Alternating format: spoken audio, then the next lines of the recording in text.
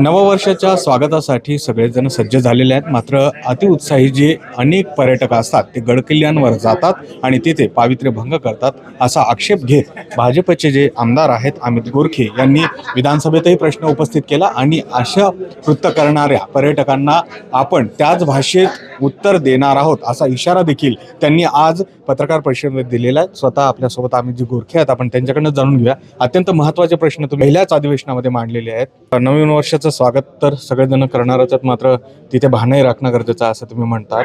या अनुषंगाने आणखी संवर्धनासाठी काय मागणी केली आणि त्यावर काय उत्तर होतं? सगळ्यांना माहिती CSRच्या माध्यमातून आज मोठ्या मोठ्या कंपन्या, टाटा असेल, मोठ्या मोठ्या कंपन्या काम करतात. मी अशी मागणी केली की CSRच्या माध्यमातून प्रत्येक मोठ्या कंपनीने एक किल्ला, एखादा गड जर दत्तक घेतला आणि तो त्याचं संवर्धन त्यांनी चांगल्या पद्धतीने केलं आणि तर खऱ्या अर्थानं तो गड किल्ला चांगल्या पद्धतीने डेव्हलप होईल.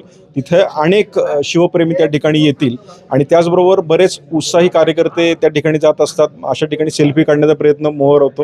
म्हणून त्या ठिकाणी चांगले, जिथं अपघात होणार नाही असे सेल्फी पॉईंट डेव्हलप केले पाहिजे आणि जास्तीत जास्त लहान मुलं आणि पर्यटक आकर्षित व्हावेत, खास करून परदेशी पर्यटक. जसं राजस्थानमध्ये किल्ले बघायला जातात, आपल्याकडं यावेत अशा इंटेन्शनने मी त्या ठिकाणी मुद्दे मांडले. अर्थात तर छत्रपती शिवाजी महाराजांचे जे गड किल्ले आहेत, जे आपले प्रेरणास्थान आहेत, त्यावर जात असताना सगळ्यांनी जी जबाबदारी आहे, जे भान आहे, तेही राखणं गरजेचं आहे असं सांगत जर अतिउत्साही कार्यकर्त्यांनी यावेळेस पावित्र्य भंग करण्याचा प्रयत्न केला तर त्यांना त्याच भाषेत उत्तर देऊ असा थेट इशारा भाजपचे आमदार अमित गोरखे यांनी दिला. सुरेश पाटील सर, गोविंद वाकडे, न्यूज 18 लोकमत, पिंपरी चिंचवड.